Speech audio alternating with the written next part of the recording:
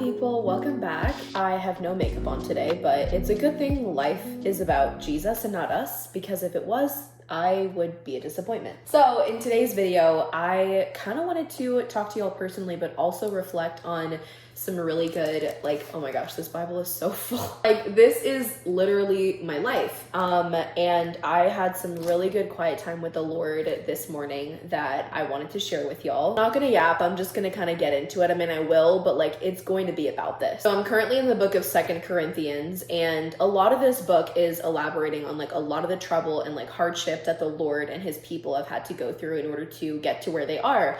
So it talks about Jesus coming back, him having that time with his disciples, that fellowship, but also the miracles and then the hardships and the trials that came with it before he evidently ended up dying on the cross. Okay, I say all this to say this was so good because I look at basically God's people all the way from the book of Exodus to where they're going through this tumultuous time of being persecuted all the way until now to where they are looking back at their lives. And I'm I want to be that passionate about the Lord. I look at myself from a year ago and I'm okay, I was so passionate. I was so on fire.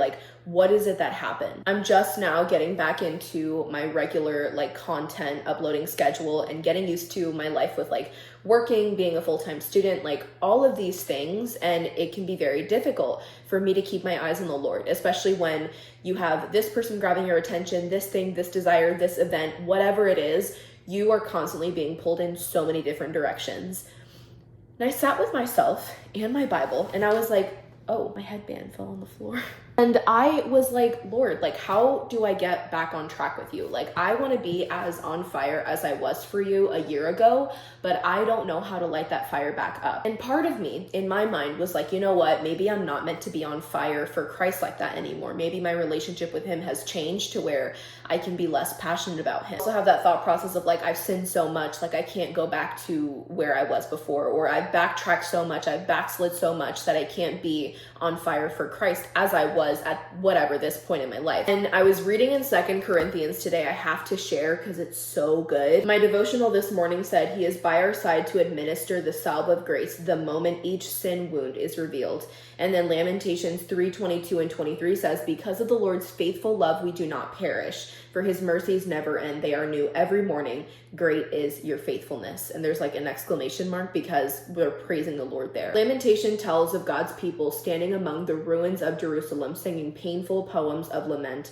There in the rubble, they worshiped, they repented, they claimed what they knew to be true. God is faithful even here and now. So that just goes to show, whatever I think is limiting me, the Lord is going above that. The Lord is my ultimate defender. He did not promise me that life was going to be easy, but he did promise me victory. And what is better than that? So I am saying all of this to say to the person who has backlogged so much, who has not been in her word as much, maybe she has not even been on track, whatever it is, you have full permission by God to light your fire up for him again. I don't care if your life looks different now. I don't care if a year ago you were skinnier, you were prettier, your hair was different, life was different, you were in a relationship and now you're not.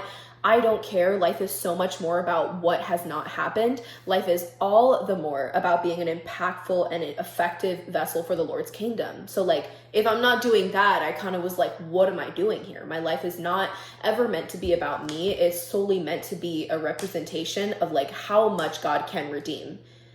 And God can redeem you, okay? I want you to know, I don't care how much you've sinned. I don't care if, again, life has looked so different or now you're at such a disadvantage. Where there is a way, God will make a way. And if there isn't a way, he will still make one.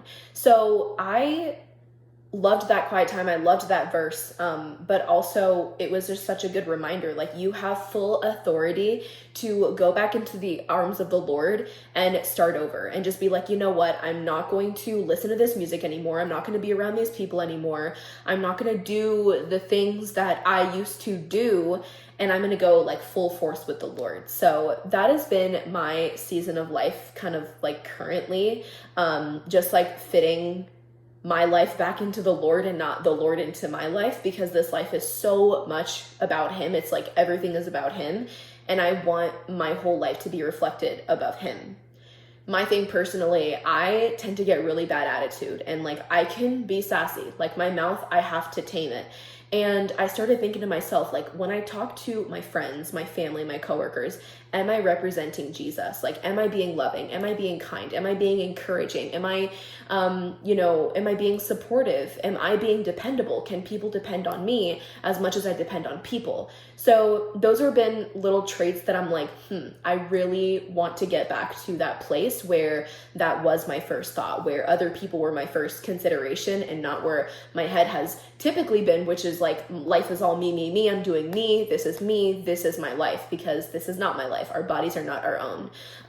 So that is basically just my word of encouragement to y'all this week.